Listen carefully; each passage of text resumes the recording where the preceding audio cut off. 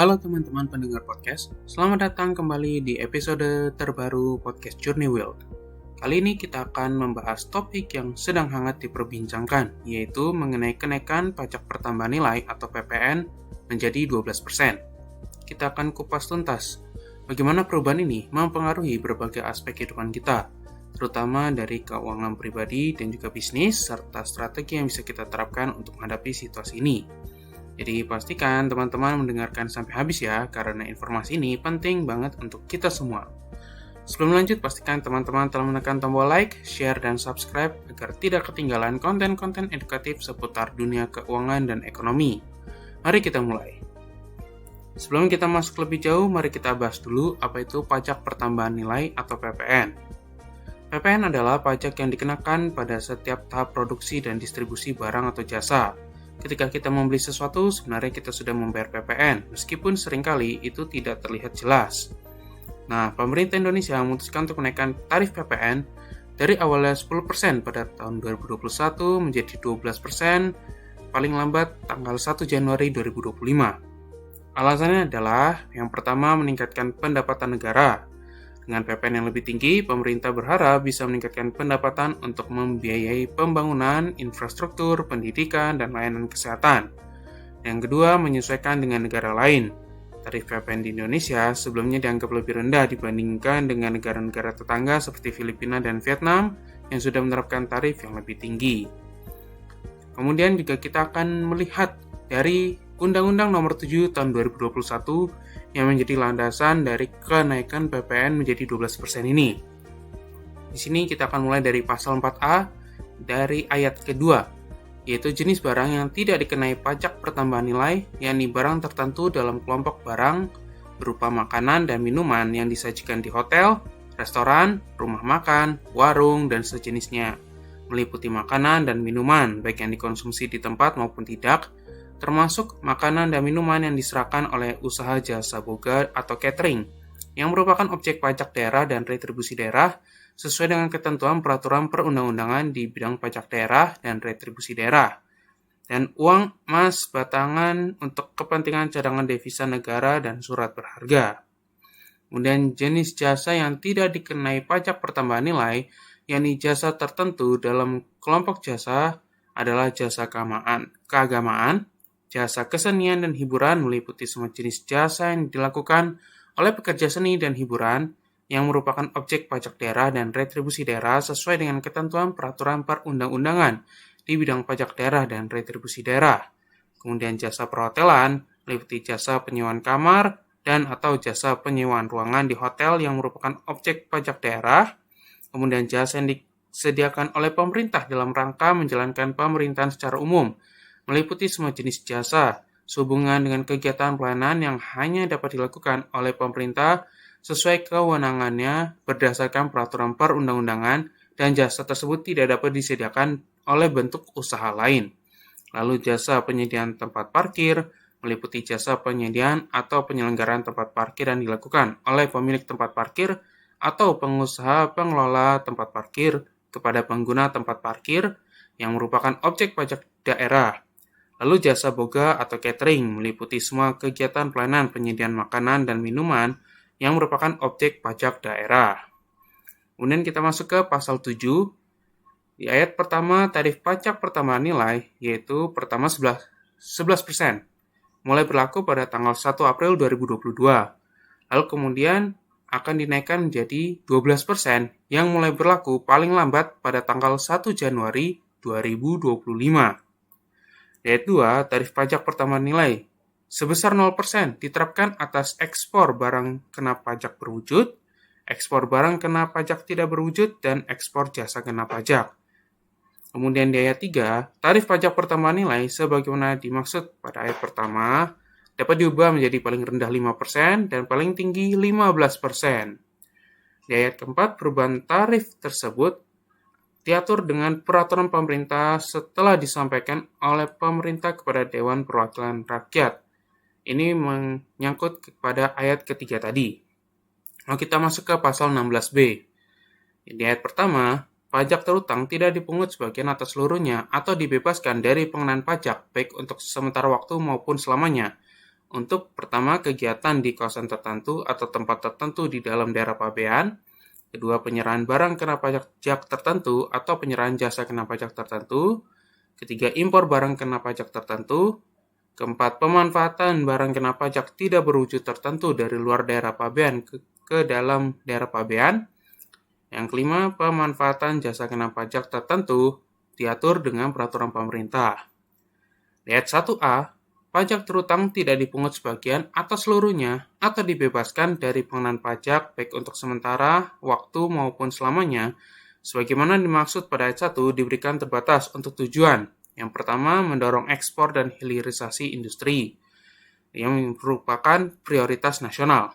Kedua, menampung kemungkinan perjanjian dengan negara lain dalam bidang perdagangan dan investasi, konvensi internasional yang telah diratifikasi, serta kelaziman internasional lainnya. Ketiga, mendorong peningkatan kesehatan masyarakat melalui pengadaan vaksin dalam rangka program vaksinasi nasional.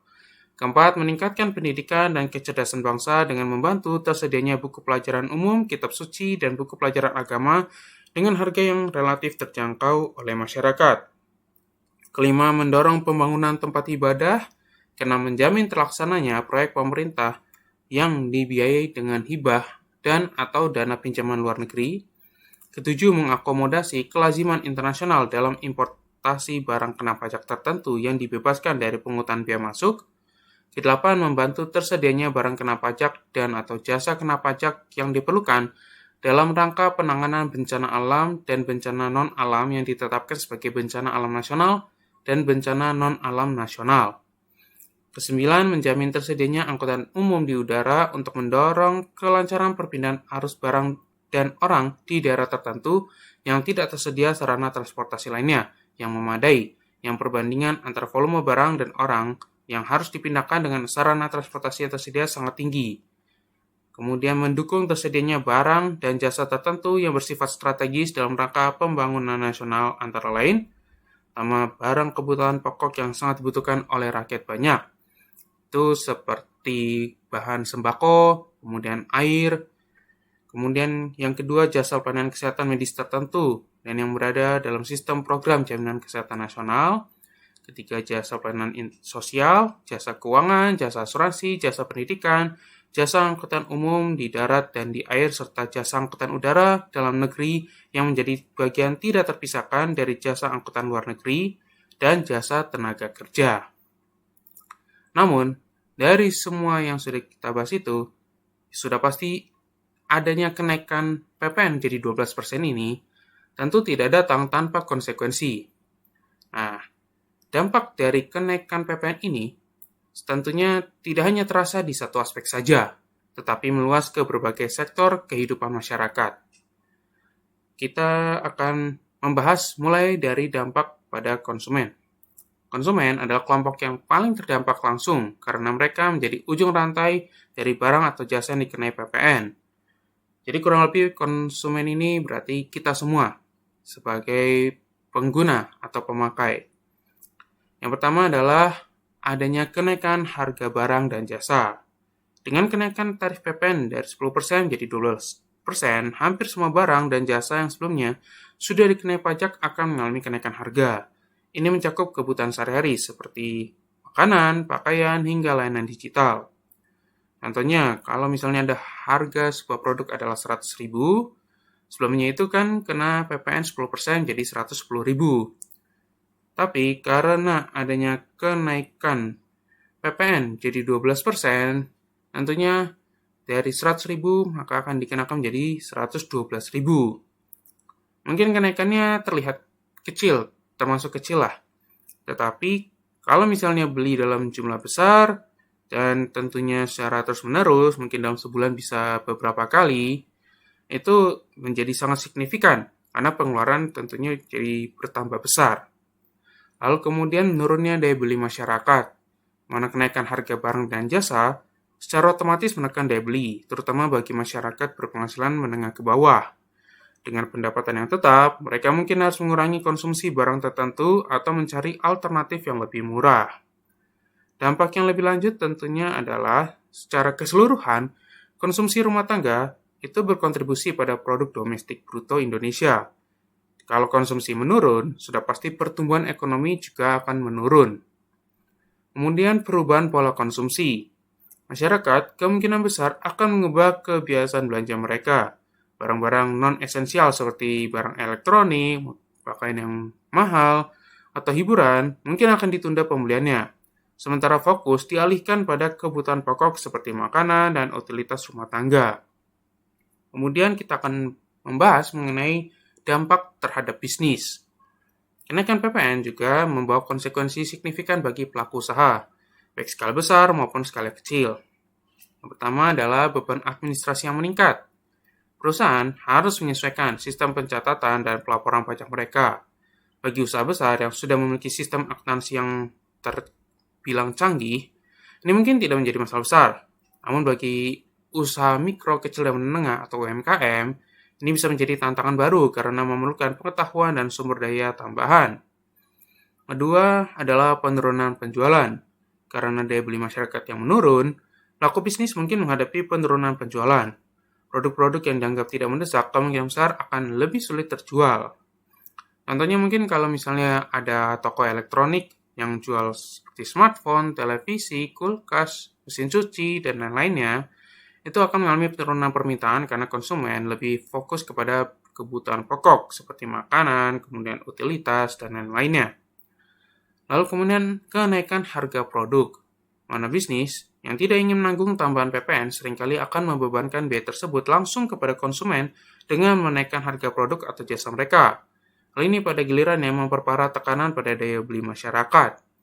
Jadi ketika misalnya terjadi kenaikan menjadi 12% ini, kemudian perusahaan dia tidak mau untuk mengalami penurunan margin profit, tentunya mereka akan menetapkan harga yang juga naik karena mengikuti dengan PPN. Kemudian kita akan bahas dampak pada sektor tertentu. Jadi ini lebih secara spesifiknya.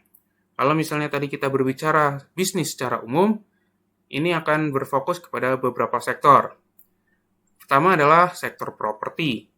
Sektor properti seringkali sensitif terhadap perubahan kebijakan pajak. Kenaikan tarif PPN berarti harga rumah dan apartemen akan meningkat. Bagi masyarakat yang sedang merencanakan membeli properti, kenaikan ini bisa menjadi beban tambahan yang signifikan. Properti dengan harga tinggi yang sebelumnya sudah memiliki pajak tinggi akan menjadi semakin mahal. Hal ini bisa mengurangi minat pembeli, terutama bagi mereka yang menggunakan sistem kredit pemilikan rumah atau KPR. Karena tentunya cicilan yang harus dibayarkan akan semakin besar. Kemudian masuk ke sektor retail. Mana sektor retail adalah sektor yang sangat terpengaruh pada kenaikan tarif PPN, disebabkan oleh sifatnya yang langsung berhubungan dengan konsumen akhir. Dampaknya yang pertama adalah kenaikan harga barang di pasar retail.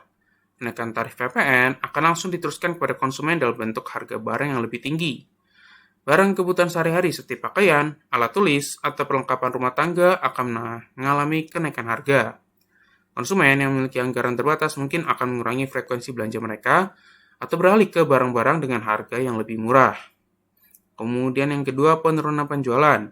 Mana konsumen yang terdampak kenaikan harga barang cenderung menunda atau mengurangi pembelian, terutama untuk barang non-esensial. Nah, penurunan daya beli ini berpengaruh besar pada sektor retail, terutama untuk gerai-gerai yang mengandalkan volume penjualan tinggi. Kemudian ada tekanan pada UMKM yang bergerak di sektor retail, mungkin seperti toko kelontong, atau juga mungkin warung-warung, yang dimana pelaku usaha kecil yang menjual barang-barang retail lokal mungkin kesulitan bersaing dengan produk impor atau barang yang dijual oleh retail besar yang memiliki skala ekonomi lebih baik. Mana dengan beban tambahan untuk mematuhi administrasi 12% juga menjadi tantangan, terutama jika UMKM ini belum memiliki sistem pencatatan yang memadai. Kemudian perubahan pola belanja konsumen. Mana konsumen kemungkinan besar akan beralih ke e-commerce atau platform belanja daring untuk mencari diskon dan promosi yang dapat mengimbangi kenaikan harga akibat dari PPN. Namun bagi toko retail konvensional, ini berarti persaingan semakin ketat, dan mereka harus bekerja lebih keras untuk menarik pelanggan. Dan yang terakhir adalah pengurangan tenaga kerja, di mana kalau penjualan terus-menerus mengalami penurunan, toko-toko retail mungkin akan memangkas biaya operasional, termasuk dengan mengurangi jumlah tenaga kerja. Hal ini berpotensi menambah tingkat pengangguran, terutama di sektor informal. Kemudian di sektor pariwisata, di mana tarif hotel dan tiket pesawat dan paket wisata akan naik karena komponen PPN termasuk dalam perhitungan harga. Mana pariwisata domestik bisa terpengaruh karena wisatawan cenderung menunda perjalanan yang tidak esensial. Kemudian sektor digital dan teknologi, mana adanya layanan streaming, aplikasi berlangganan, hingga e-commerce yang mengenakan PPN akan mengalami kenaikan harga. Konsumen mungkin akan mengurangi langganan mereka atau memilih layanan yang lebih terjangkau. Kemudian kita akan bahas dampak pada ekonomi secara umum. Mana kenaikan PPN tidak hanya mempengaruhi individu atau bisnis, tetapi juga ekonomi secara nasional. Yang pertama adalah potensi inflasi. Kenaikan harga barang dan jasa bisa memicu inflasi, terutama jika kenaikan PPN ini bersama dengan kenaikan harga bahan bakar atau tarif lainnya.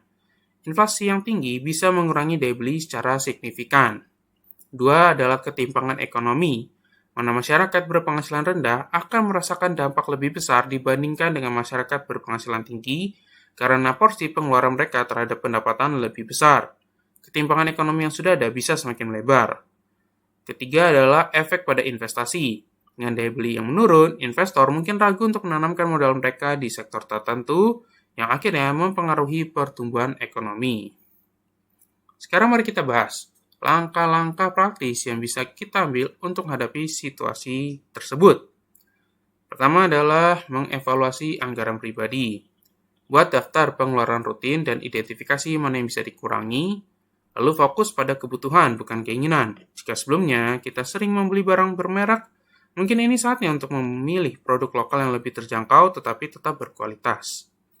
Yang kedua adalah tingkatkan literasi keuangan, mana perlu mempelajari cara mengelola keuangan dengan lebih baik, seperti menyisihkan dana darurat, berinvestasi, atau bahkan belajar tentang perpajakan itu sendiri. Semakin banyak kita tahu, semakin siap kita menghadapi perubahan ekonomi. Yang ketiga, bagi pelaku bisnis, perlu revisi strategi harga. Jangan hanya menaikkan harga, tetapi pikirkan juga cara lain untuk menarik pelanggan, seperti memberikan diskon khusus, bonus, atau layanan tambahan. Pertimbangkan untuk menyesuaikan strategi pemasaran agar tetap kompetitif. Yang keempat adalah beralih ke teknologi yang lebih baru, seperti menggunakan aplikasi manajemen keuangan atau akuntansi untuk membantu mengelola pajak dan pengeluaran. Teknologi ini bisa membantu kita lebih efisien dalam mengelola bisnis atau keuangan pribadi kita.